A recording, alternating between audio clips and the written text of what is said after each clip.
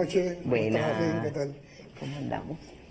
Bien. Gracias por aceptar la invitación. No, gracias a ti por estar aquí. Bueno, aquí está nuestro equipo de la presidencia. Saludos a todos. Y tarde en la noche, aquí en el Palacio de la Revolución. Todos los días son de este largo. Todos los días hay días más largos y días más cortos, pero todos los días son con agenda llena.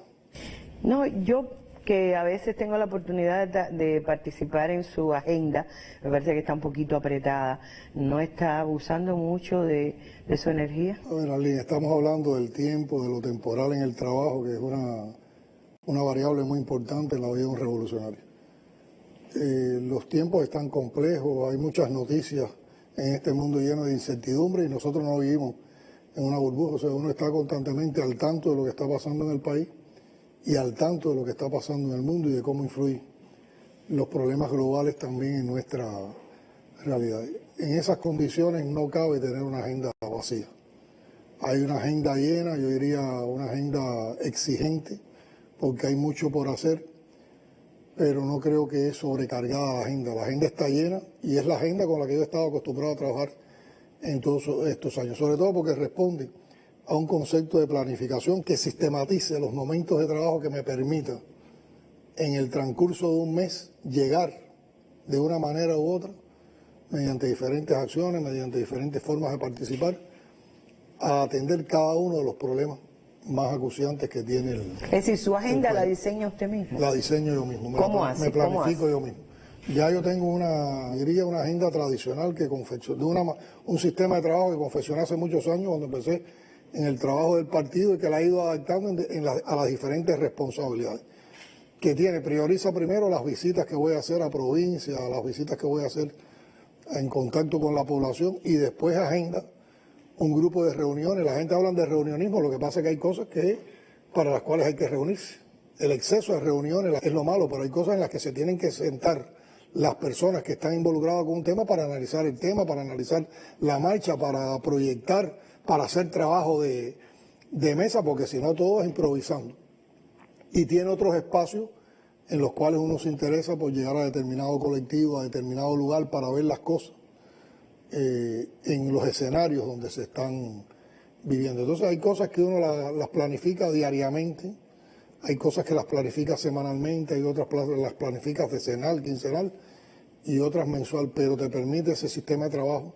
Y yo siempre he pensado que un trabajo que sea tan sistemático tiene que acumular resultados y tiene que acumular valores cuantitativos y cualitativos y al final tiene que haber resultados.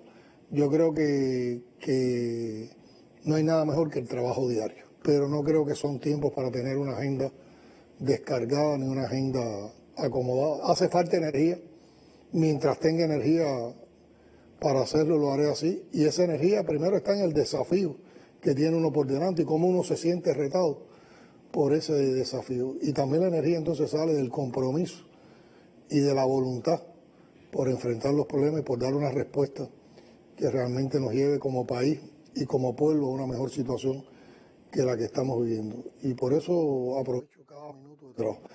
En esa planificación tengo que defender también mi vida personal. Yo no creo que un revolucionario pueda negar la necesidad de tener un tiempo también para compartir con la esposa, con los hijos, con los nietos, con las abuelas de la casa, con la familia y con los amigos entrañables que forman parte de la familia. Eso completa la vida de un revolucionario. De todas maneras estamos viviendo tiempos muy difíciles. Hay mucha gente que me dice, veo al presidente agotado, cansado, porque lo ve con ojeras o sudando en medio de un barrio en La Habana o en una provincia, en su provincia, por ejemplo. Y realmente hay otros que te dicen que mala suerte, le ha tocado todo lo malo. Un tornado, un avión que se cae, el incendio de supertanquero. Y yo pregunto, ¿cree Díaz-Canel que tiene mala suerte? Yo creo que los que hablan de la suerte se tienen que dar cuenta del mundo que estamos viviendo. Y más que todo, entonces habría que decir qué suerte, qué mala suerte tiene esta época. Una época tan convulsa, una época donde el mundo acaba de salir de una pandemia que provocó la pérdida de tantas vidas, y cuando a que todos aspirábamos, por lo menos los que tenemos un pensamiento humanista, aquí va a ser un mundo más solidario, más cooperativo, un mundo de más paz y que se trabajara más en función de la gente. Es un mundo que se ha envuelto en guerra, en conflicto, donde se acrecientan las medidas coercitivas unilaterales para presionar a los que piensan distinto, donde se siguen construyendo muros y no puentes, donde se sigue tratando de aplastar las causas de los países más pobres, un mundo que cada vez más desigual, los ricos más ricos, los pobres tienen menos acceso al desarrollo. Entonces, qué mala suerte la de vivir en esta época. Pero yo creo que el problema no es de la suerte, que puede estar asociada a las desgracias o que puede estar asociada a las adversidades. El problema es cómo tú te dispones a enfrentar esa adversidad o esa desgracia o esas situaciones extremas o complejas. Y yo creo que en Cuba tenemos desde nuestra historia una visión de desafío, de enfrentamiento a los desafíos. Enfrentamos los desafíos. Y vamos a Fidel y a Raúl, a su generación, a la generación que hizo la revolución. Asaltaron el Moncada, fueron presos, una prisión que como ellos llamaban Fragunda, y fíjate qué concepto más elevado de enfrentar los desafíos. La prisión fecunda, en la prisión estudiaron, en la prisión se prepararon, en la prisión crecieron. No lo vieron como una desgracia. No lo vieron como una desgracia. El desembarco del Granma con todas sus vicisitudes y con todo lo complejo de la travesía. Alegría de Pío. Y después llega Cinco Palmas y cuando se pueden reunir un grupo de ellos, dice, ahora sí ganamos la guerra. Desafió la adversidad. Después en los años de revolución, y sobre todo en los primeros años, estuvieron los sucesos de la voladura de la Cubre, la invasión a Playa de Girón, las montañas del Escambray y otras montañas del país, con bandas de bandidos que asesinaban, que cometían fechorías, la ruptura en los primeros años con Estados Unidos y el inicio del bloqueo a Cuba, la crisis de octubre que puso al mundo al borde de una guerra mundial, un ciclón Flora en los primeros años de la revolución, cuando no teníamos los niveles de organización que tiene nuestro sistema de defensa civil y nuestro sistema de reducción de riesgos y desastres, y que causó también pérdida de muchas vidas humanas y materiales. Si Fidel hubiera pensado, viviendo esos momentos que estuvieron concentrados en un momento de inicio de una revolución pujante, si hubiera pensado en la mala suerte, la revolución no habría llegado como ha llegado hasta nuestros días. Y después todo lo que ha ocurrido en el transcurso de la revolución, vivimos un periodo especial, estamos viviendo una situación muy compleja en estos momentos. Entonces yo sí creo en la posibilidad de que se pueden convertir los reveses en victoria, que es una manera también de cómo superar la adversidad, de cómo superar los retos. Y eso está en la historia cubana, está en una historia en la que uno cree, en una historia que ha construido, que ha escrito un pueblo empeñado en hacer realidad sus sueños, que nunca ha renunciado a hacer realidad sus sueños. Y eso compromete mucho a Arlene, y eso da mucha fuerza para enfrentar. A veces la gente me dice, pero te veo en medio de esta situación sereno, complejo. No, por dentro estoy hirviendo. Además es mucho lo que uno siente, es mucho lo que la angustia cuando uno está enfrentado a esos problemas, pero uno tiene que sacar la fuerza y uno tiene que transmitir también esa fuerza al resto de los compañeros que trabajan, de las compañeras y compañeros que trabajan con uno y al pueblo.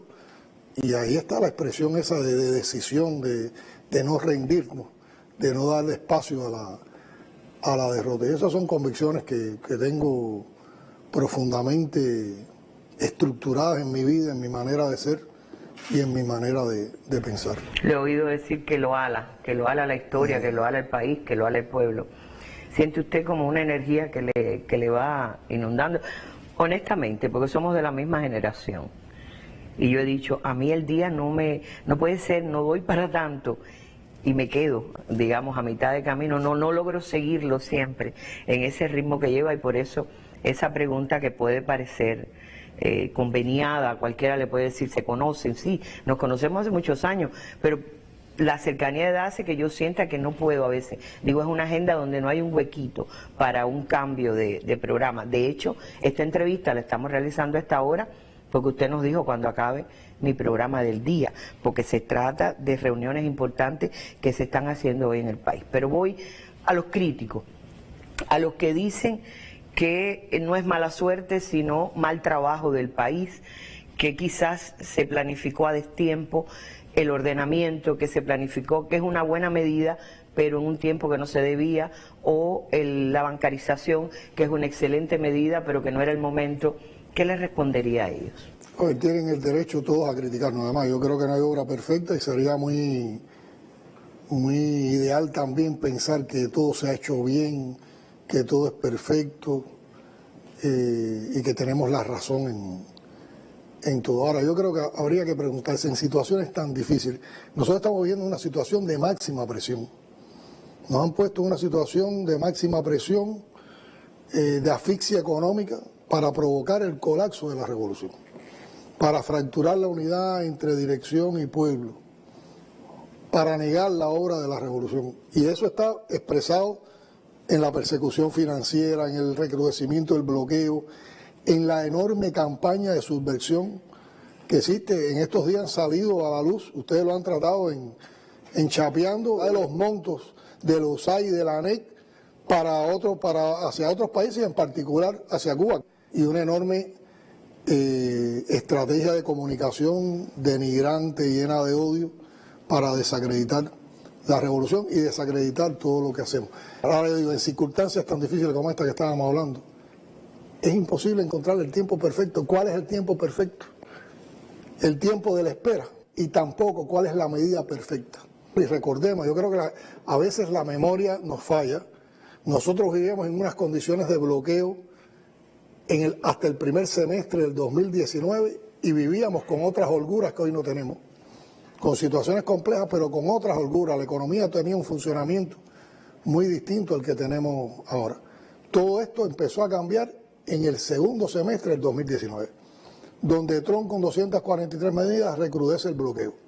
Después, a principios de enero del 2020, cuando a Trump solo le quedaban unos días para salir de la Casa Blanca, nos incluye en una lista espuria de países que supuestamente apoyan el terrorismo, y eso nos cortó ya por completo todas las otras formas de financiamiento que podíamos tener, y una enorme persecución financiera y una enorme persecución energética.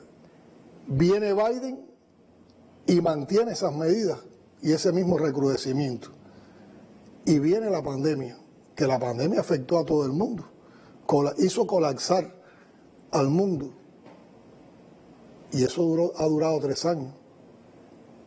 Y todavía el mundo no se ha recuperado de la pandemia. Todavía nosotros no nos hemos recuperado tampoco de los efectos de la pandemia. Hubiéramos aplicado medidas o no las hubiéramos aplicado, los tiempos ya estaban complicados. Se afectaron nuestras principales fuentes de ingresos, las remesas, el turismo, las exportaciones. Dejamos de tener financiamiento para reparar las plantas electroenergéticas, para comprar el petróleo y los alimentos que necesitaba, para comprar las materias primas y los insumos que necesitan un grupo de producciones para dar bienes y servicios a la población. Faltó el dinero para comprar las materias primas para producir los medicamentos fundamentales. Entonces había dos alternativas: rendirte o dar la batalla. Rendirte era aplicar fórmulas de choque, políticas neoliberales y que se salvara el que pudiera. Dar la batalla era priorizar la vida humana, priorizar la vida de la gente. Y después que ganáramos con la vida de la gente, seguir entonces trabajando para impulsar el país. La pelea por la vida de la gente en la COVID, ¿la ganamos o no? Yo creo que la ganamos de forma meritoria. El pueblo la ganó de forma meritoria. Nuestro sistema de salud, la cooperación de todo el mundo, la solidaridad humana y nuestros científicos con sus vacunas. Imaginen este país, y a veces me pregunto eso, ¿qué hubiera pasado si no hubiéramos tenido las vacunas a tiempo y hubiéramos estado en esa situación y hubiéramos vivido supertanqueros, Saratoga, intensas lluvias, inundaciones y ciclones, como ha pasado en todo este tiempo? El país se salvó por la estrategia con que enfrentó la pandemia. De ahí nació el concepto o la elaboración del concepto de resistencia creativa, que no es solo resistir y aguantar, sino que es resistir y con tu talento, con tu esfuerzo, con el del pueblo estoy hablando, superar situaciones, superar adversidades y avanzar también. Las vacunas es un avance. ¿Cuántos países del mundo pudieron desarrollar vacunas como las nuestras? ¿Cuántos países subdesarrollados pudieron realizar vacunas? ¿Cuántos pudieron controlar la enfermedad por sus propios protocolos y por sus propios medicamentos? Yo creo que en eso Cuba dio una enseñanza y además la dimos compartiendo eso con el mundo y expresando solidaridad con el mundo. En medio de esta situación aplicamos una medida como el ordenamiento, pero el ordenamiento estaba previsto y había un grupo trabajando el ordenamiento 10 años. El ordenamiento no se pudo desarrollar tampoco en las condiciones más propicias. Ahora yo digo, la inflación que tenemos hoy se debe al ordenamiento realmente, que yo creo que es un tema para discutir. No voy a decir si más o menos, pero sin ordenamiento iba a haber inflación también. ¿Y por qué lo discute el mundo afuera? ¿Por qué en el mundo hay inflación y no han aplicado ordenamiento?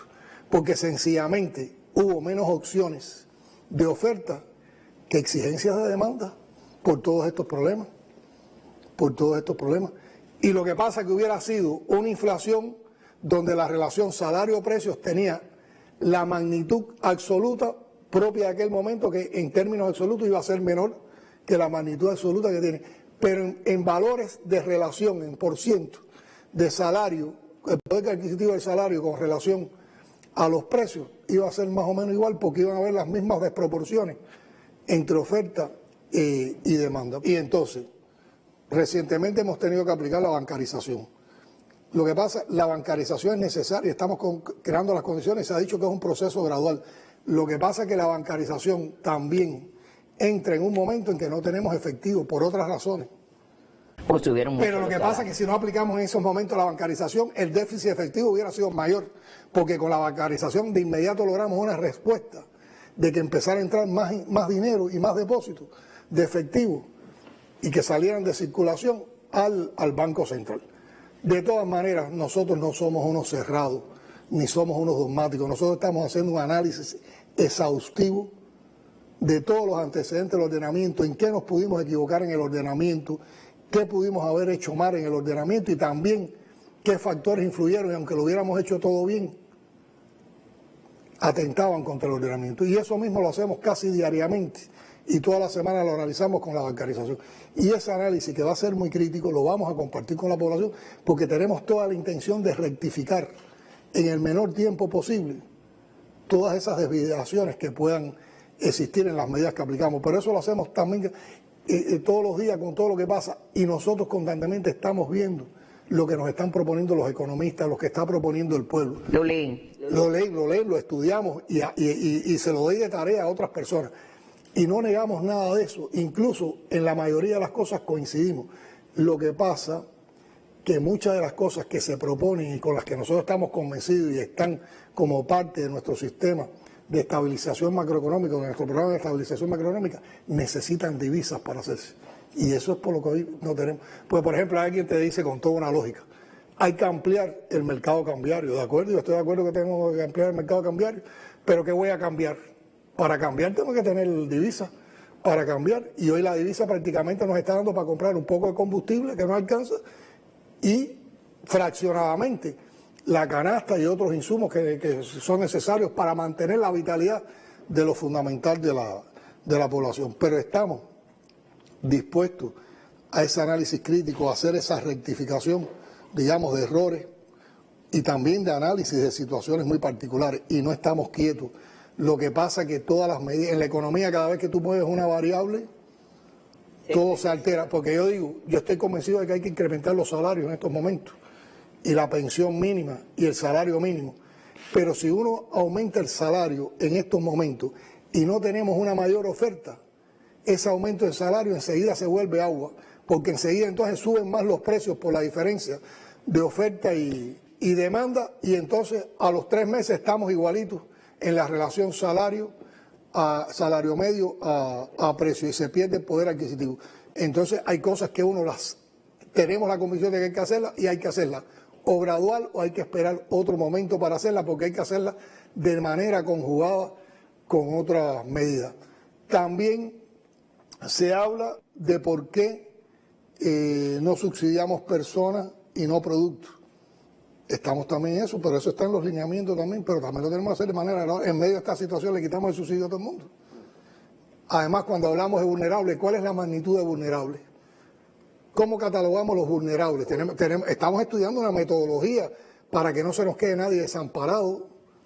Estamos dispuestos, y son de las medidas que tal vez van a tener una aplicación más en el más mediano plazo, de subsidiar personas y no productos, sobre el concepto de qué personas están o qué núcleos familiares están más cercanos a situaciones de vulnerabilidad. Pero eso lo tenemos que hacer bien, porque si no creamos más conflictos. Y de todas formas, o por lo menos en lo que yo opino, que no subsidiemos productos no significa que dejemos de importar los niveles de alimentos que estamos importando ahora. Porque aunque subsidiemos solo a personas, tienes que poner una disponibilidad de alimentos para incluso los otros que no van a ser subsidiados. Pues tú no te puedes quedar atendiendo nada más las problemáticas de los que vas a subsidiar, de los que supuestamente están en una situación de más desventaja. Todos son problemas muy complejos y que llevan mucho pensamiento. Por eso todos los días tú no puedes estar dando una noticia de que vamos a hacer esto, que vamos a hacer esto otro, porque todo lleva mucho pensamiento, todo lleva mucha elaboración. Y hay cosas que se han ido aplicando y eran cosas que estaban postergadas y que había que aplicarlas. Por ejemplo, ahora está la crítica a las MIPYMES. Iba a decirle eso. Es una de las cosas que estaba también en los acuerdos del Congreso del partido, en los documentos. Sin embargo, hay quienes hablan hoy de que las MIPYMES podrían ser una medida neoliberal.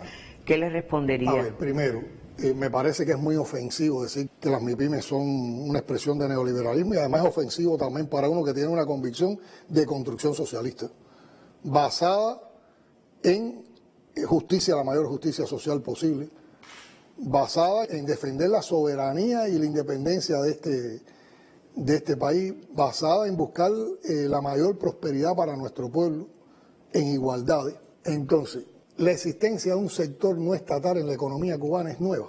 La mayor parte de la tierra en Cuba hoy la gestionan y producen para ella cooperativas agropecuarias, cooperativas de créditos y servicios y usufructuarios. O sea que ese sector privado y cooperativo no es desconocido en Cuba, pero en el sexto Congreso del partido, en el séptimo y en el octavo ha estado en los lineamientos. Y llegamos a un momento en que habíamos tenido, por todos estos problemas de la economía, contracción de la economía, bloqueos recrudecidos. Bueno, ¿cuál era la opción de empleo para un grupo de personas que han encontrado una opción de empleo en las MIPYMES? Pero hay MIPYMES privadas y hay MIPYMES estatales. Y yo digo, ¿quiénes están en las MIPYMES? Son enemigos de Cuba. No son cubanas y cubanos, no son personas formadas en nuestra revolución. Son contrarrevolucionarios. Podemos decir que son contrarrevolucionarios.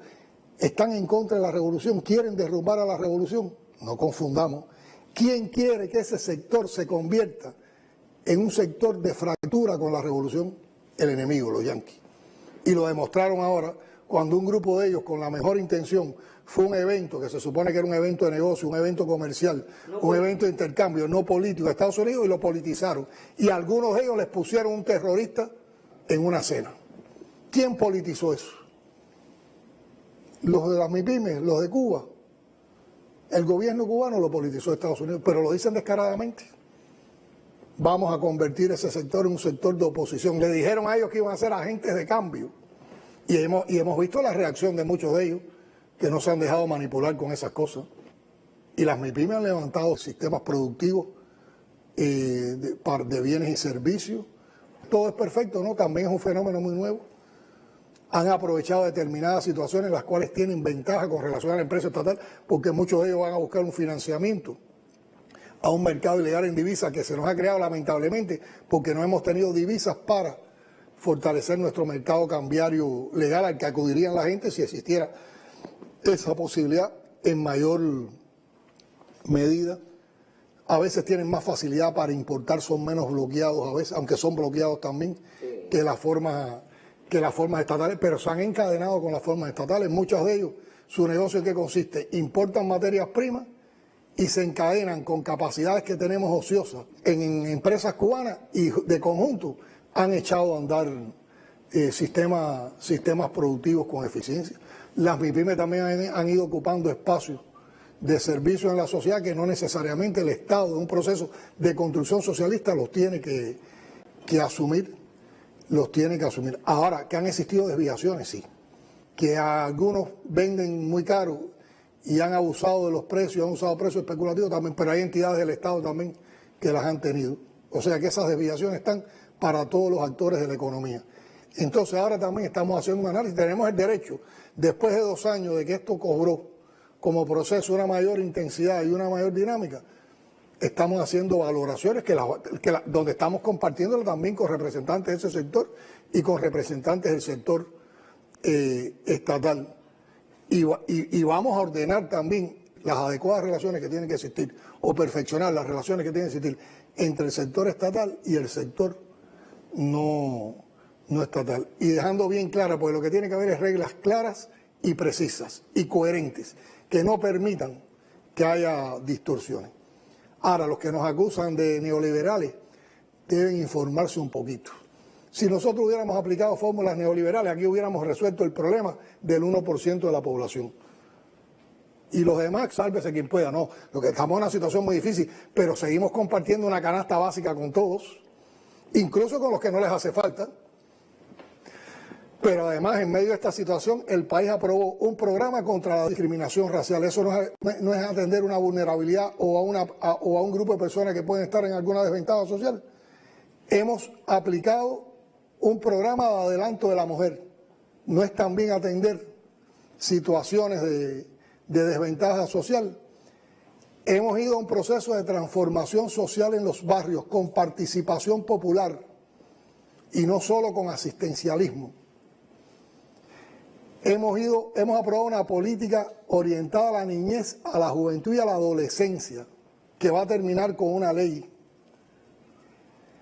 Hemos seguido desarrollando y manteniendo programas sociales que fueron diseñados por el comandante jefe en otro momento de la revolución, por ejemplo, los programas de la batalla de Día.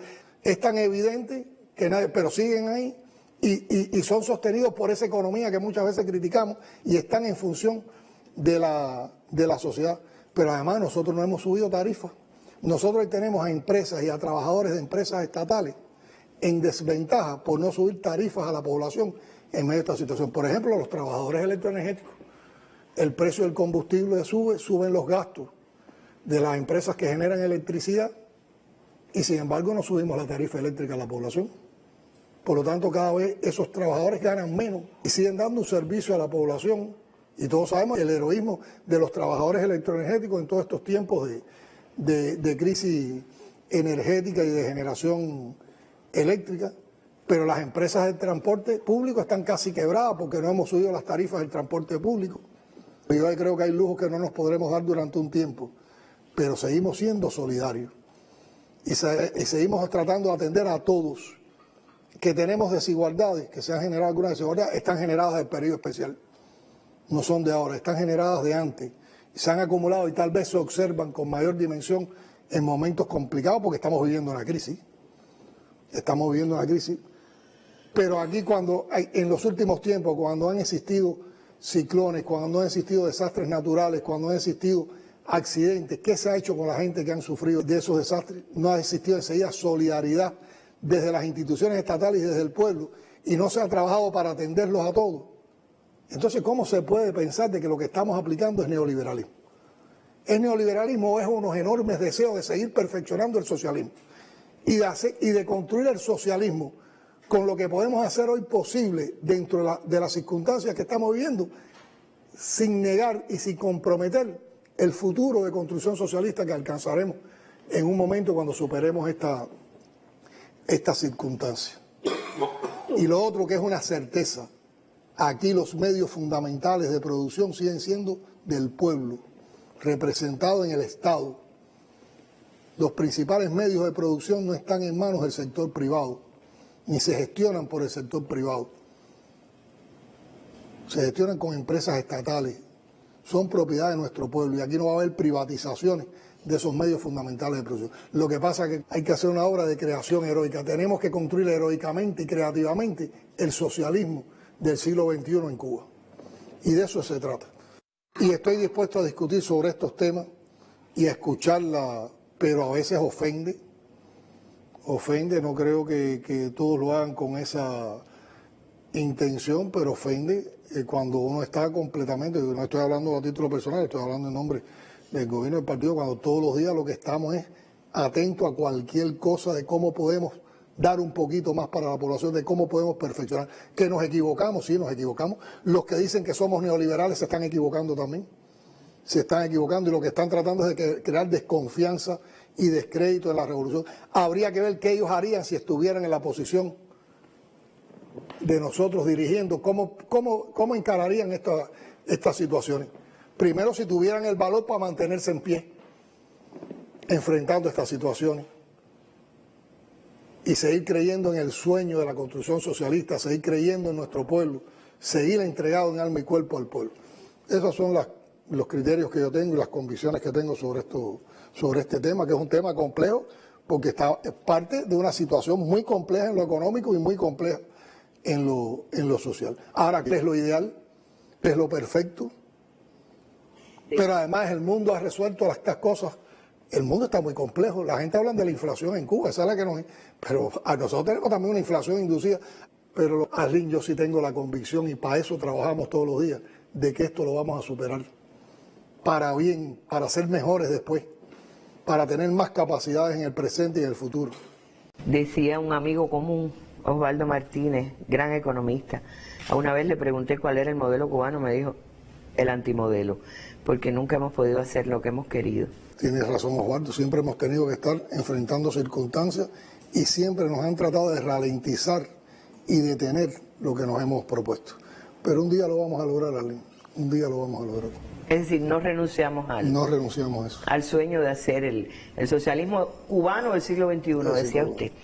Estamos ahora en medio de una situación complicada, usted lo decía al principio.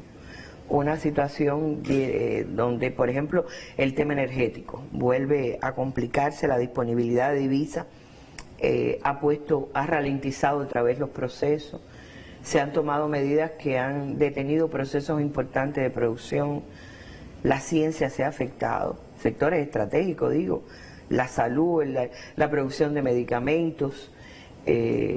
¿Cuál es, si usted tuviera que definir ahora mismo, cómo valora con respecto a otros periodos la situación que está viviendo Cuba ahora y que usted le diría al pueblo de Cuba en cuanto a necesidad de entender, de comprender y de aportar a la situación? Bueno, primero un enfoque de problema. Por ejemplo, los ejercicios que cotidianamente hacemos de análisis de la situación, donde intercambiamos ideas, criterios, para también comprender lo que vivimos y cómo enfrentarlo.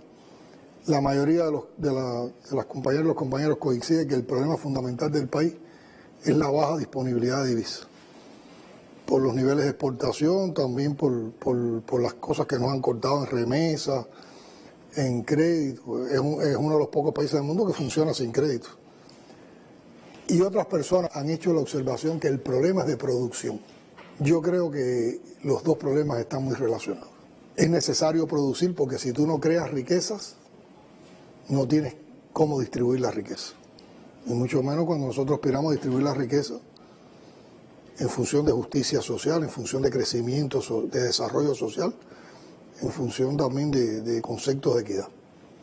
Pero muchos de los procesos para crear riqueza en Cuba dependen de determinadas cantidades de divisas. Entonces están los dos problemas. Y estamos viviendo precisamente en un momento donde la producción está muy deteriorada y tenemos baja disponibilidad de divisas. Entonces tú me puedes decir, es imposible, no hay quien salga de esta situación. Sí se puede salir. Hay reservas de productividad, hay reservas de ahorro, hay cosas que se pueden hacer con un mínimo de divisas y otras se pueden hacer casi sin divisas. Lo que pasa es que tenemos que creérnoslo.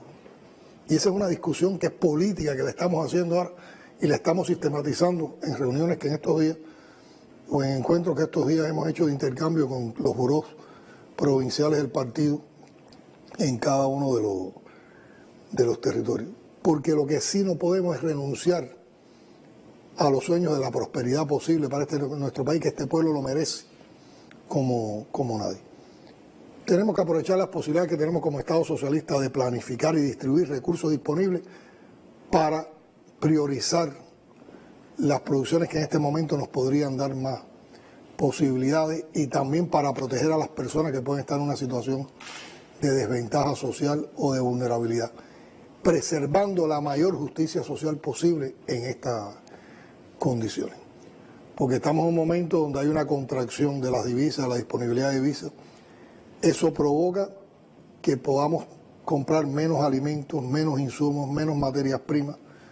Eso impacta entonces en sectores sociales como la salud, la educación, la producción de medicamentos, que siguen siendo una prioridad.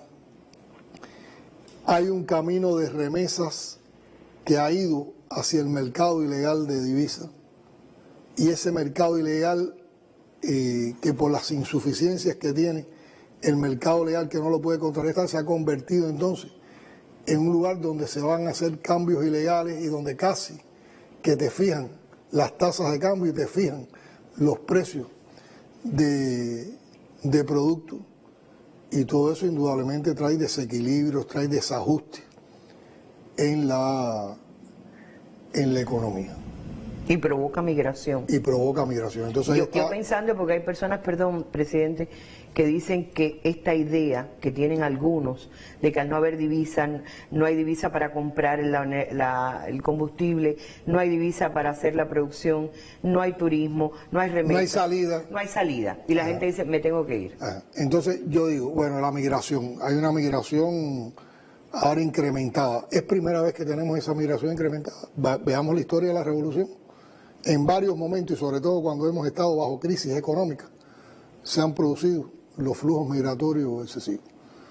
Recordemos los flujos migratorios de los primeros años de la revolución, recordemos Boca de Camarioca, recordemos Mariel. Año 94. Año 94. Son situaciones que se han producido cíclicamente, que tiene que ver siempre cuando el gobierno de los Estados Unidos tensa la situación. Lo peor es que están induciendo una migración ilegal, insegura, desordenada, que cuesta vida. Y remontémonos entonces un poco al periodo anterior a Trump. La situación era distinta. Había visas para los ciudadanos, facilidades de visas, había servicios consulares, había más posibilidades de visitas de cubanos hacia el exterior a su familia y de las familias en el exterior hacia los cubanos, había más posibilidades de remesar, y todo eso cambió con Trump.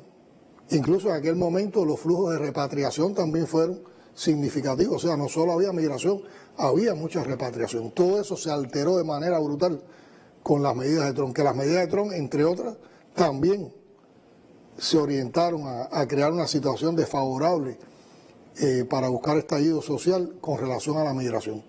Se cancelaron los servicios consulares en Cuba, se empezaron a dar en otros países con limitaciones, la gente tenía que hacer mayores gastos para poder adquirir una visa con más inseguridad.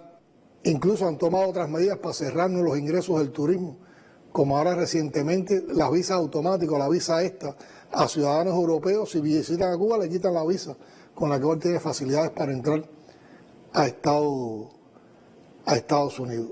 Y todo esto ha provocado, además de la situación económica compleja. Y sin quitar la ley de ajuste. Y sin quitar, y lo otro es que los emigrados cubanos están favorecidos por la ley de ajuste. Pero todo esto, nosotros ¿por qué abogamos? Por una migración legal, segura y ordenada. Nuestra ley migratoria garantiza eso, pero la actitud del gobierno de los Estados Unidos no garantiza eso. Y lo que provoca es desesperanza, provoca inseguridad, y la gente se lanzan a vivencias totalmente peligrosas, inseguras. Fíjate que los emigrados cubanos salen de Cuba legalmente y se convierten en ilegales en el tránsito hacia los Estados Unidos. Y caen en manos de coyotes, y caen en manos de redes de tráfico humano, y muchos pierden la vida, otros la pierden en el mar cuando se van en balsas inseguras. Entonces eso crea una situación de desconcierto, humanamente es lamentable. Y la gente dice, bueno, pero también se nos están yendo los jóvenes, los profesionales, las mujeres. En edad reproductiva. En edad reproductiva, todo eso es cierto. Pero ¿por qué también no hablamos de los que se quedan? Y de los que sí encuentran un proyecto de Cuba, de los miles de cubanos que uno los ve cada vez que vamos a los territorios, en los escenarios más complicados, con las mismas limitaciones de todo, pero con otra idea, con otra conciencia, con otra disposición para aportar, y que tienen proyectos de vida que donde lo personal coincide con lo social y que tienen actitudes muy heroicas. Yo tengo la certeza de que en la misma medida que nosotros superemos esta situación, todo eso vuelve a cambiar, y que no tiene que haber ruptura con los cubanos que abandonan el país por motivaciones económicas o también motivados por la especulación que se hace con relación a la situación migratoria. De hecho, hay muchos interesados en tener proyectos en Cuba y los están teniendo para que el país avance, y también que sean proyectos para ellos, en lo personal o en lo familiar, mutuamente beneficiosos. Y hay muchos que tienen un compromiso tremendo porque mejore la vida de sus familias, porque mejore la vida del país. A otros, lamentablemente, los llenan de odio. Y yo creo que en ese odio hay una situación también de no reconocer el fracaso. Porque hay algunos que se van, no voy a hablar en términos absolutos si son más o menos, pero que realmente no encuentran el sueño americano, quedan en una situación más desventajosa que incluso que la que pueden estar en Cuba, por lo menos quedan en una situación de más inseguridad social que la que puedan tener en Cuba. Pero es tanto el odio que le han despertado que no son capaces de reconocer que el país a donde fueron no los acogió como ellos esperaban, ni les dio las posibilidades que ellos esperaban, y entonces se vuelven contra Cuba, contra la revolución, como si fuera la revolución la causante de que ellos tomaran esa decisión. Pero esos son fenómenos que están en el orden de la psicología social, del comportamiento social, en momentos de crisis, en momentos donde las relaciones entre Cuba y los Estados Unidos son relaciones con una asimetría tremenda, y donde están marcadas sobre todo el parte del gobierno de Estados Unidos hacia Cuba como una política de máxima presión, como una política de genocidio, como una política de estrangulamiento, y provoca todas esas cosas. Tenemos que saber cuáles son las verdaderas causas, tenemos que ver cuáles son los orígenes, no nos podemos desesperar, y también tenemos que lograr con inteligencia qué relaciones mantener con esos emigrados cubanos, cómo trabajar también con los jóvenes para que no tengan desesperanza. De hecho, acabamos de aprobar una política para la niñez, la adolescencia y la juventud que tiene en cuenta muchas de las cosas que pueden ser problemas para la juventud, y yo creo que en todo eso también vamos a ir superando situaciones. Ahora, lo cierto es que nosotros tenemos profundos desequilibrios fiscales, monetarios, que han provocado procesos como este de la inconvertibilidad de la moneda, la acelerada inflación, la depreciación del tipo de cambio informal, la aparición y desarrollo de un mercado informal de divisas. Cosas que están en casi todos los países del mundo hoy. Pero no me detengo ahí porque estamos preocupados por nuestros problemas. Y el elemento más visible de todos esos desequilibrios es entonces el desabastecimiento de los mercados estatales con la inflación. Y entonces ahí es donde se refuerza también la crítica que habíamos ahorita a la MIPYME, porque entonces también estas formas no estatales han encontrado un espacio donde el Estado hoy no tiene muchas ofertas, y en algunos casos sí han existido precios abusivos, precios especulativos, y en todo esto también hay un arrastre de los efectos de la pandemia en el país, y por supuesto el recrudecimiento del bloqueo. Nos han golpeado en estos momentos, en esta situación particular, los déficits de combustible que por razones que ya hemos explicado. Los problemas sociales, por supuesto, tienen mucha relación con esta situación de la economía, pero hemos adoptado medidas. Se dispone una estrategia económica y social que incluye un programa para la estabilización macroeconómica, que, como te decía ahorita, son medidas que tenemos que ir aplicando gradualmente, de manera muy apropiada para evitar entonces que se compliquen más las situaciones, porque todas tienen riesgos muy altos. Por eso estamos planteando como un principio que todo lo que apliquemos y diseñemos tiene que tener una visión hacia las personas en situación de desventaja o de vulnerabilidad, hacia las mujeres, hacia los jóvenes, los niños y los adolescentes. Por hablar de algunos sectores, hacia la tercera edad, para que sean realmente los análisis integrales y poder manejar los riesgos, poder manejar las complejidades. Yo quería detenerme un momentico ahí, presidente, porque cuando usted habla de política contra el racismo, de política de avance de la mujer, de política hacia los jóvenes, hacia la tercera edad, etcétera, a veces parece que es un discurso político, pero que tienen contenido concreto en la realidad. Es decir, digamos, es facilitar que tengan vivienda o facilitar que tengan... ¿En qué consiste el cambio de política? Es que todas son diferentes, o sea, todas tocan problemas muy... Primero, es ideal pensar que en 60 años de la revolución, independientemente de toda la obra social de la revolución y su enorme dimensión, se hayan resuelto todos los vestigios del coloniaje que trajo consigo el patriarcado, que trajo consigo la discriminación racial. Entonces lo estamos reconociendo con valentía y hay un programa para evitar en todo lo posible que haya manifestaciones de discriminación, que van desde aspectos jurídicos, aspectos legales, para proteger la dignidad de las personas y que las personas no tengan desventaja en eso, desde esas posiciones. En el caso del programa Avance de la Mujer, además de seguir incrementando las posibilidades de avance de la mujer, estamos en una lucha férrea contra la violencia de género, que es un tema que sabes que es muy complejo su tratamiento, porque muchas veces las mujeres que están en situaciones de riesgo con violencia de género no lo denuncian. Entonces tiene que haber también un apoyo social, tiene que haber un trabajo integral, tiene que haber un trabajo de educación. Y yo creo que más temprano que tarde vamos a aplicar las medidas también que están relacionadas con subsidiar personas y no productos, de manera gradual, calculando y midiendo bien. Pero hay otras cosas que también nos estamos proponiendo para el desarrollo del país. Primero, potenciar el desarrollo territorial y generalizar las buenas experiencias que ya tenemos en algunos lugares. Yo siempre digo, ¿por qué de casi todo lo que hay que hacer en el país hay buenas experiencias en algunos lugares? Eso es lo que están haciendo. Eso es uno de los temas que vamos a tratar, que estamos tratando en estas reuniones territoriales. Que son por vía... de videoconferencia. Después te voy a explicar. Estamos fortaleciendo los sistemas productivos locales, porque tiene que haber sistemas productivos que para que el municipio pueda ejercer la autonomía, esos sistemas productivos locales se subordinen al municipio y se conviertan en la fuente de desarrollo de ese municipio. Tenemos una mirada hacia los proyectos de desarrollo local, se han creado varias empresas municipales, por ejemplo, para la producción de alimentos. Hay medidas que se han aplicado indistintamente en un lugar o en otro, tratando de topar los precios. Esas medidas no han dado muchos resultados y estamos insistiendo en lo que hay es que producir. En la misma medida tengamos más oferta de productos y servicios a la población, van a disminuir los precios y se va a ir ordenando el resto de la economía.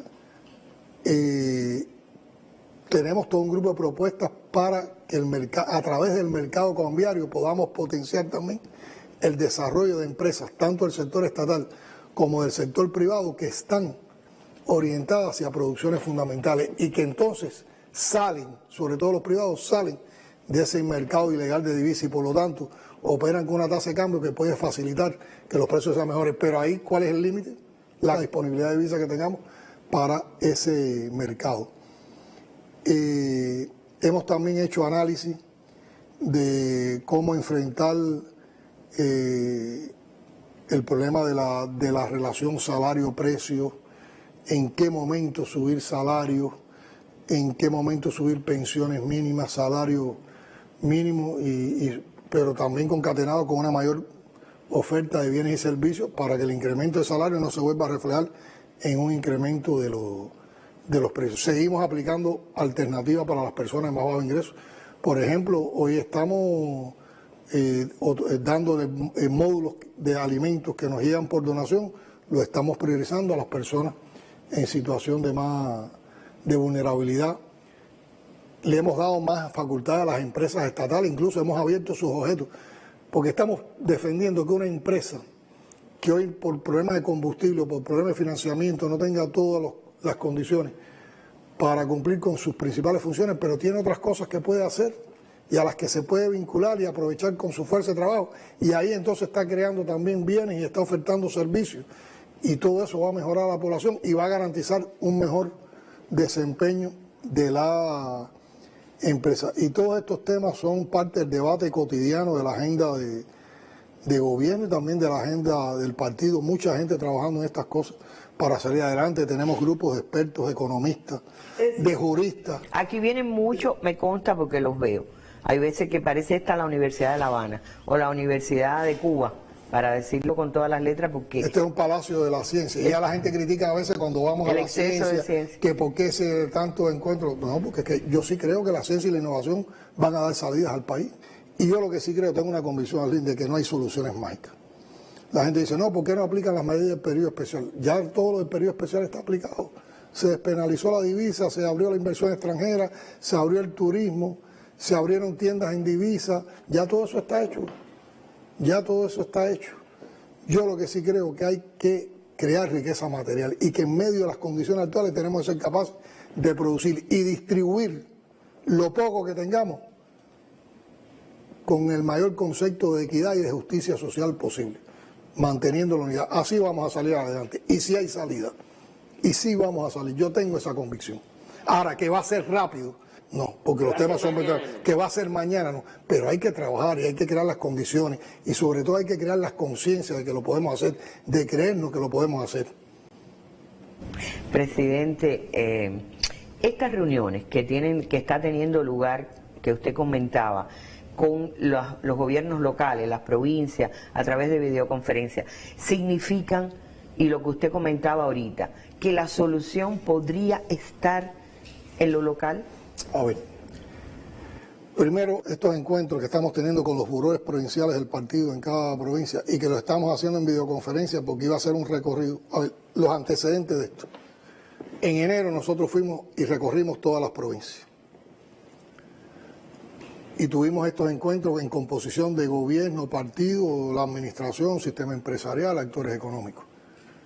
Y entonces, porque nos propusimos que este año tenía que ser un año mejor. Y las provincias presentaron sus estrategias para el desarrollo en este año.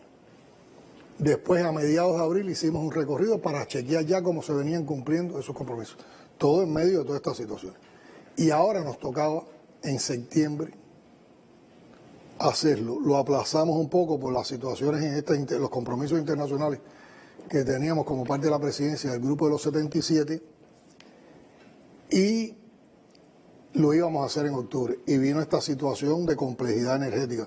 Era irracional aparecernos ahora en provincia una cantidad de compañeros determinados por mucha racionalización que existiera en los vehículos de transporte y en la gasolina. Era un gasto y decidimos no perder el tiempo y hacerla de manera virtual, a partir de un sistema de videoconferencia seguro que tenemos y lo hemos hecho provincia por provincia y eso no ha afectado para nada en la calidad. No nos ha permitido el contacto ese presencial que siempre es tan bueno, pero hemos podido hacer análisis muy complejo. Primero, comprensión del momento actual. Comprensión del momento, o sea, de todo lo que hemos vivido en el año y en particular de este momento. Entonces, por lo tanto, han estado centrados también en cómo se han cumplido un grupo de indicaciones que dimos para superar la situación actual. Y también cómo seguimos trabajando en todo lo que programamos, proyectamos desde enero. Todo bajo el concepto de que todos podemos aportar, que hay que hacer hincapié en el ahorro, en la eficiencia energética. También hemos buscado y hemos revisado experiencias del periodo especial. También nos estamos debatiendo qué acciones de las que hemos aplicado ahora debemos mantener para si volvemos a caer en una situación como esta, tener ya la solución a los problemas.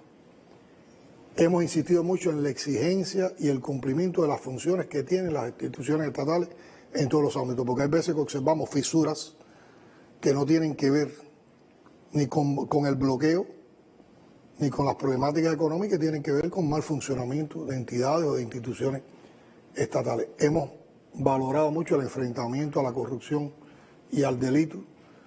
Hemos analizado el enfrentamiento a la subversión, a los planes de subversión política e ideológica del enemigo.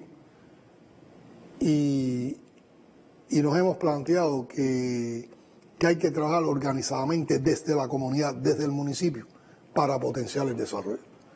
Y si el municipio es capaz de producir, de desarrollarse y de superar los problemas, lo supera la provincia y lo supera el país. Pero eso no quiere decir que dejamos solo a los municipios, ni que ahora la culpa de todo lo tienen los municipios. Pero hay que producir, hay que ampliar la oferta para que disminuyan los precios, hay que seguir los programas de transformación social en los barrios, la atención a las personas con más desventaja. El sistema empresarial tiene que aprovechar todas sus potencialidades y no escudarse en que me falta combustible, en que me falta financiamiento, y hacer sin limitaciones todo lo otro que puede hacer.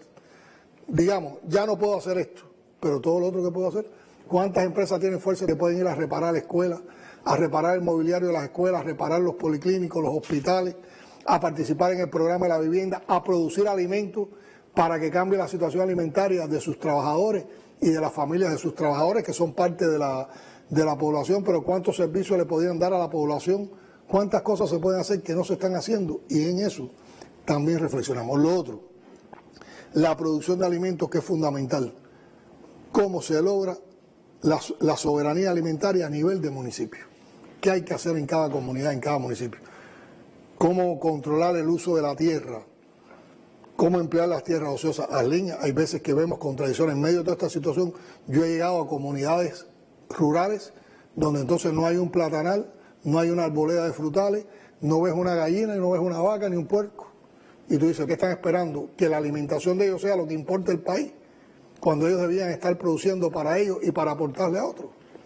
Entonces todo eso también eso está dentro del proceso de análisis de insuficiencias, de errores que estamos llevando a cabo para después compartirlo públicamente y también debatirlo públicamente. Están todas las exportaciones que podemos promover, está también cómo gestionamos la innovación para solucionar los problemas, cómo apoyamos la bancarización, empezando por las entidades estatales que tienen que crear, aunque sea gradualmente, no es para el tiempo de las calendas griegas, tienen que crear las pasarelas para que se pueda desarrollar el comercio electrónico. Hemos hablado de las MIPYMES, de cómo lograr adecuadas relaciones entre el sector estatal y el no estatal, y esclarecer todo eso y ver los encadenamientos que se están produciendo entre el sector estatal y el sector no estatal y cómo vamos llegando a un marco regulatorio preciso, claro y coherente.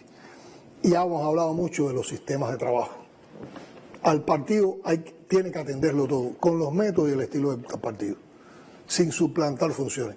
Pero en eso de atenderlo todo está también atender y propiciar que el gobierno gobierne, que la administración administre, que la empresa juegue el rol que le toque y que los actores económicos no estatales, del sector no estatal, también jueguen el rol y que las organizaciones sociales jueguen también su papel en la sociedad. Para eso hay que hacer análisis rigurosos y exigentes. Tiene que haber más que nunca una vinculación con el pueblo, con nuestra gente, tremenda. Tiene que haber un debate constante con la población, seguir diseñando espacios mediante los cuales la población pueda plantear sus problemas, pero también nos pueda proponer soluciones y tener la receptividad para todo eso, incorporarlo. Y la necesidad de un trabajo más coordinado entre la Asamblea Municipal del Poder Popular, que es donde está conformada por los delegados de circunscripciones que fueron nominados, postulados, elegidos por el pueblo y representan al pueblo, y es el máximo órgano de Estado y de Gobierno a nivel de municipio, y el Consejo de la Administración, que es el órgano ejecutivo, operativo y administrativo del cual dispone esa Asamblea Municipal del Poder Popular para las realizaciones de todo lo que aprueba. Por lo tanto, tiene que haber un trabajo muy coordinado entre el presidente de la Asamblea Municipal, el intendente, y además el gobernador de la provincia tiene que ser, o la gobernadora, tiene que ser capaz de propiciar también una articulación de todas las políticas nacionales, las provinciales, las del municipio, sin restar a la autonomía del municipio, en ese Consejo Provincial de Gobierno donde están presidente y vicepresidente de las asambleas municipales e intendente de todos los municipios. Y todo eso, Arlene, enfocado aquí a la gestión territorial. Por eso mismo que me preguntabas ahorita y que estamos defendiendo como concepto. todos los procesos estos que estamos atendiendo, producción de alimentos, enfrentamiento al delito, las adecuadas relaciones entre el sector estatal y no estatal, el desarrollo de los territorios, la gestión de la innovación, la atención a las personas con más problemáticas o que tengan determinadas desventajas, la atención a los programas sociales, buscar las potencialidades de desarrollo endógeno, los sistemas, el fortalecimiento de los sistemas productivos locales, todo eso se gesta en el municipio, hay que hacerlo en el municipio. Entonces tenemos que lograr que esa gestión territorial sea fuerte para entonces avanzar en todo lo que queremos. Presidente, quiero entrar al tema de sus recorridos en el exterior, etcétera, que me parecen también de mucho interés, pero quiero cerrar este tema de la dinámica nacional y los problemas más recientes. Muchos de mis colegas me dicen el problema más grave es la comunicación, que es yo sé que usted le da mucha importancia a eso también, pero hablan, del reunionismo se habla, que hay demasiada reunión en el noticiero o en nuestros medios, etcétera, y que se ve poco la concreción del valor de esas reuniones. Ese es uno. Pero hay otro fenómeno que se dio recientemente. Cuando corrió el rumor, la bola, la fake news, como dice usted, de que iba a quedarse en cero disponibilidad de combustible, el ministro de Energía y el viceprimer ministro, ministro de Economía comparecieron. Y el ministro de Energía, que nos convenció a todos de que efectivamente eso no se iba a producir, anunció fecha. Para el 3 de octubre, en el gas debe entrar, vamos a tener una situación mejor. Y mucha gente dice, ¿por qué damos fecha si dependemos de tantos factores exteriores? Porque después vinieron apagones de los más fuertes que hemos tenido. Bueno, antes de llegar a eso, hablarte de algunos elementos de tu pregunta. Yo insisto, una cosa es el reunionismo como exceso y otra cosa es el espacio, que le puedes decir reunión, le puedes decir encuentro, le puedes decir taller, pero donde un grupo de personas se tienen que poner de acuerdo y tienen que construir consenso para enfrentar una situación, porque eso lo hacemos hasta en la familia no se reúne. Yo te lo digo porque a veces a mí me parece que hay criterios que se hiperbolizan mucho y distorsionan un poco los propósitos, distorsionan la realidad, sin objetar de que hay cosas que se hacen de una manera indebida y que hay que perfeccionar. En una familia, cuando hay un problema, no nos reunimos para tratar de solucionarlo y siempre encontramos la solución. Siempre hacemos lo más adecuado o también nos equivocamos. Bueno, la vida es eso, porque las familias son las células fundamentales de la sociedad. Eso nos pasa también a nivel social y nos pasa con las instituciones. Ahora, con esto que te referías a la mesa redonda donde informaron Alejandro y Vicente, viceprimer ministro y ministro de Energía y Minas respectivamente, y que ahora en estos días hemos con sistematicidad llevado a que informen a la población diferentes ministros que están asociados más a las situaciones que estamos viviendo. Nosotros no decimos mentiras. La información que teníamos y las perspectivas que teníamos en el momento en que ellos informaron eran las que dijo Vicente. Lo que pasa es que en la vida también suceden imprevistos. El barco de combustible entró y no había toda la disponibilidad de divisas para hacerle el pago y retuvo la entrega de combustible, por lo tanto eso nos causó el déficit de combustible, lo prolongó unos días con respecto a lo que informó Vicente. O sea, él no dijo una mentira, él dijo la información y para lo que estábamos trabajando y cambiaron la situación. Y todos los días por la mañana se explica cómo va el tema de la situación energética y de la situación de la generación eléctrica. Lo hacemos como eso porque es lo que aprendimos, no decir mentiras. Por muy dura que sean las situaciones, hay que enfrentarlas y con la verdad es uno de nuestros conceptos. Nosotros siempre defendemos que en la manera de hacer política tiene que estar la ética, que es trabajar sobre la verdad. Tiene que estar el derecho, que es la defensa de lo justo. Y tiene que estar la cultura y la historia, porque ahí están los antecedentes, ahí están las respuestas a las soluciones de nuestro problema. Yo creo que vamos también a ir superando esta situación. Ya hemos ido trabajando para asegurar los embarques de combustible que necesitamos, no en abundancia, pero que necesitamos para volver a una situación como la que teníamos anteriormente con relación a este mes de octubre, y ya estamos trabajando para tener los suministros estables de noviembre y de diciembre.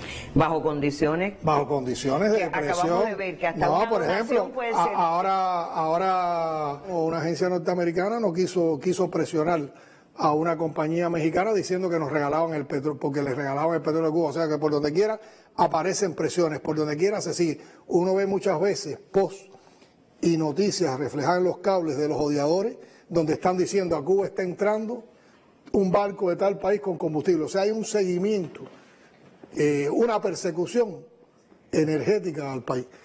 Todo con el objetivo malvado, perverso, de que el país no disponga del combustible que necesita para vivir.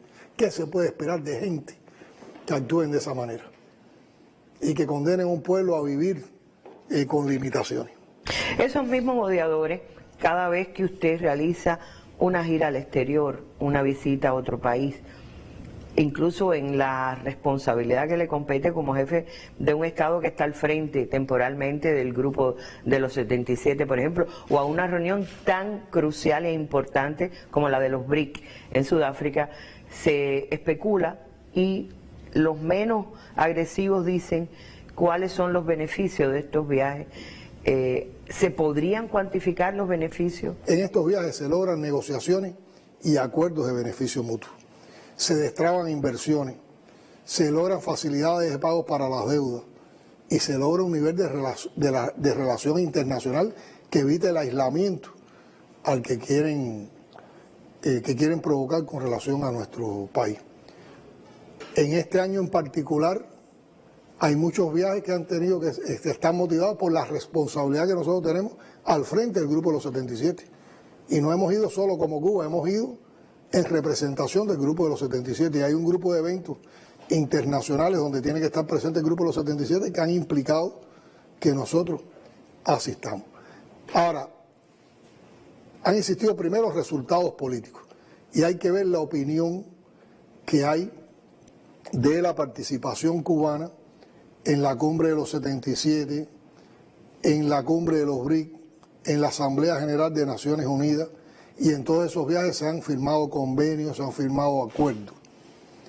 Y hemos logrado un casi unánime respaldo a la condena al bloqueo y a la demanda de sacar a Cuba de la espuria lista de países patrocinadores del terrorismo. Hay acuerdos concretos derivados de esos viajes de inversión y comercio que solo se pueden lograr cuando hay encuentros de alto nivel, no se logran a otros niveles. Y ahí está el logro. Ahora, la implementación de esos acuerdos después lleva trabajo de equipos técnicos, de equipos diplomáticos, y todas las negociaciones no se hacen en días y demoran meses. Por lo tanto, de todas estas cosas que hemos logrado en los últimos viajes, hay un grupo de cosas que están en proceso y que van a mediano plazo, van a implementarse. Ahora, todas las cosas que logramos en esos viajes no las podemos hacer públicas, lamentablemente, porque ahí está detrás del enemigo tratando de destrozar todo lo que hacemos. Nosotros conocemos de lugares por donde hemos pasado y hemos logrado una negociación importante, y atrás han venido presionando a ese país para que no ejecute a lo que se ha comprometido. Sobre la base de estas mismas presiones, de este acoso, de esta maldad desatada, en el reciente viaje a Nueva York, usted tuvo reuniones privadas a las que no tuvo acceso la prensa, ni siquiera su prensa, con personalidades políticas norteamericanas. ¿Qué comprensión encontró hacia la situación de Cuba? Primero, estos encuentros fueron una oportunidad para conversar, para explicar, para plantear puntos de vista y para desmontar dudas que tienen estas personalidades o que tenían estas personalidades con relación a determinados sucesos en Cuba a partir de la propia propaganda y de la propia campaña de desinformación o de descrédito que hay sobre la Revolución Cubana. Y yo creo que eso lo logramos en todos los casos. Hubo una comprensión, hubo personas que incluso nos abrazaron cuando se convencieron de dónde estaba la razón. Por lo tanto, yo creo que en estos encuentros logramos comprensión de la situación de Cuba, admiración por lo que ha sido capaz de resistir el pueblo cubano y en qué condiciones lo hemos hecho, y sobre todo sensibilidad por los problemas de Cuba. Y una disposición tremenda por hacer todo lo posible que esté a su alcance para lograr un cambio de la política del gobierno de los Estados Unidos hacia Cuba y para lograr que saquen a Cuba de la lista de países terroristas. Y otro elemento, Arlene, varias personas han sentido pena y vergüenza, manifiestan, nos lo han dicho, por la actuación de su gobierno hacia nuestro país. Presidente, acaba de ser reelegida Cuba, bueno, reelegida no, elegida, pero por sexta ocasión, miembro del Consejo de Derechos Humanos de Naciones Unidas. Eso ha irritado muchísimo porque hubo una campaña descomunal contra esa posibilidad. ¿Cómo ve el tema? Un tema que ha sido un caballito dentro y fuera de Cuba. Estamos hablando del tema de derechos humanos. Sí. Un tema muy manipulado desde hace muchos años, con toda una intención y un discurso de doble rasero de la llamada comunidad internacional y de los líderes, o de los supuestos líderes de esa comunidad internacional. Y no olvidemos que hemos vivido muchos sucesos en los cuales 50 estados de esa comunidad, que es de más de 190 países, apoya algo y ese algo se legitima como si lo estuviera aprobando la mayoría, porque todo tiene una manipulación. Y a Cuba, un país como el nuestro, con una vocación humanista, con una vocación solidaria, con una vocación de servicio al mundo, compartiendo lo que tenemos, no compartiendo lo que nos sobra, no han querido sentar en el banquillo de los acusados. A la misma Cuba que envía médicos y no bombas, a la Cuba que envía maestros donde otros envían militares, a la Cuba que no interviene y coopera solidariamente cuando otros apoyan con intervenciones y con agresiones, a la Cuba que enfrentó la pandemia dentro y fuera del país bajo principios de solidaridad humana que son irrenunciables, incluso bajo las peores circunstancias. Esa es a la Cuba que quieren condenar. Yo me pregunto, Arlene, con toda lógica, y yo creo que también con todo derecho, como cubano, ¿cuándo la comunidad internacional va a sentar al gobierno de los Estados Unidos en el banquillo de los acusados por violador de los derechos humanos? ¿Cuándo los Estados Unidos va a tener que responder por la violación de derechos humanos que constituye el bloqueo genocida que han aplicado durante más de 60 años a Cuba? ¿O cuándo Estados Unidos va a responder por atizar los conflictos internacionales como atizó el conflicto europeo?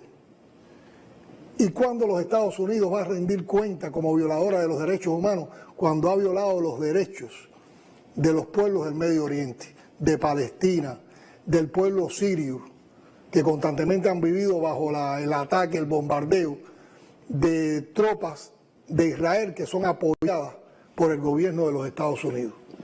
Y una política discriminatoria violando los derechos de esos pueblos y violando los derechos de otros pueblos del mundo, violando los derechos de todos los pueblos donde hay gobiernos que no quieren el modelo capitalista, cuando hay gobiernos que plantan ante los Estados Unidos. ¿Por qué los Estados Unidos nunca lo han sentado en un banco de acusados como violador de los derechos humanos, cuando probablemente sea el gobierno que más derechos humanos ha violado en el mundo, de su propio pueblo y de otros pueblos del planeta? Entonces yo creo que la elección de Cuba nuevamente para el Consejo de Derechos Humanos es ante todo un reconocimiento a la coherencia, a la valentía,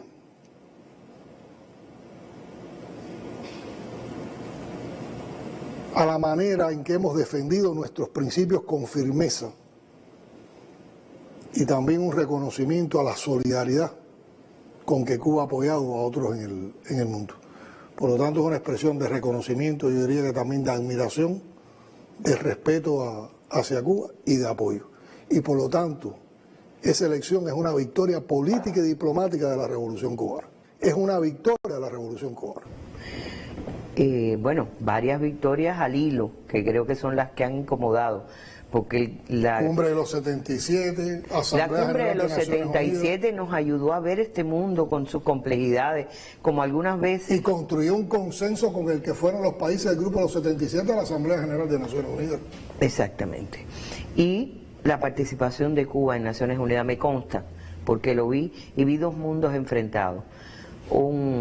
Algunos servidores del pasado en Copa Nueva, como diría Silvio Rodríguez, tratando de manifestarse contra su propio país de origen y absolutamente en minoría, ahí reconociéndolo ellos mismos, y un pueblo norteamericano solidario con Cuba. Nunca se me olvidará, un sábado por la noche, en una institución pública, más de 900 jóvenes norteamericanos apoyando a Cuba y a Venezuela.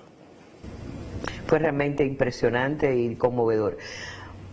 Ya termino, no les robo más tiempo de su familia, de su descanso, pero vuelvo sobre el tema de la comunicación.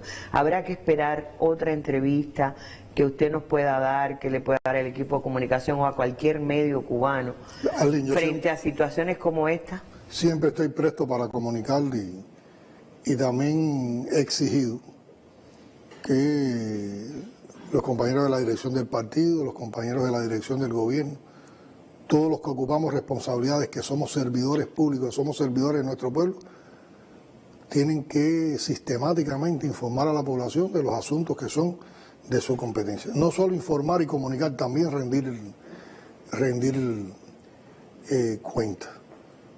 Y por eso en estos días también se ha movido una dinámica alrededor de las problemáticas que tenemos, pero el problema es no hacerlo solo en momentos complejos, es que eso fluya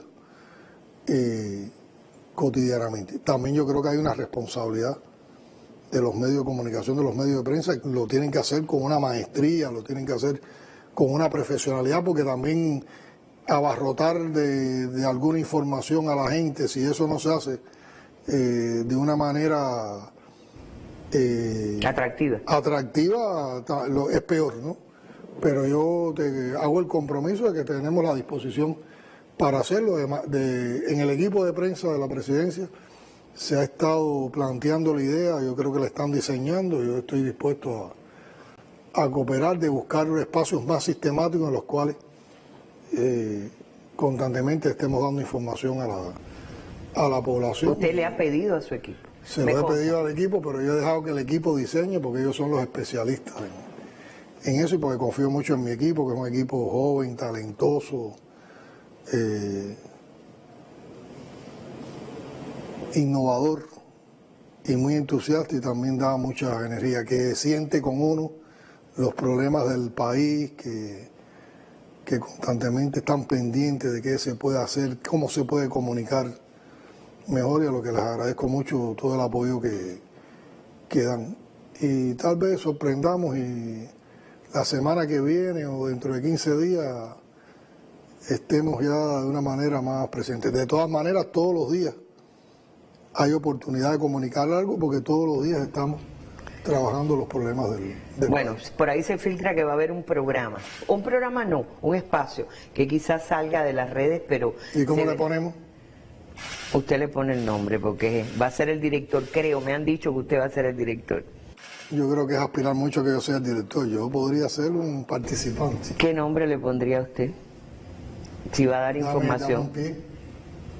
Va a dar Lo información. oficial, ¿Es oficial? es oficial. Bueno, quién sabe si de ahí sale el nombre. El presidente, primer secretario del Partido Comunista de Cuba, presidente de la República, que estuvo antecedido por héroes de este país como Fidel Castro, Raúl Castro, cuando se levanta cada mañana sabiendo que el mundo no es mejor porque allá afuera caen bombas sobre Gaza o sigue estremeciéndose el tema de los precios de la comida, de los alimentos, el cambio climático, etcétera. ¿Dónde encuentra energía para levantarse y salir a pelear? En el pueblo, Arlene. En ese pueblo heroico. No puede pasar esta entrevista o este encuentro sin tener la oportunidad de agradecer siempre a nuestro pueblo su heroísmo, su apoyo, su comprensión y su aporte. Por eso la revolución es invencible, por ese pueblo. Gracias. Gracias a ustedes.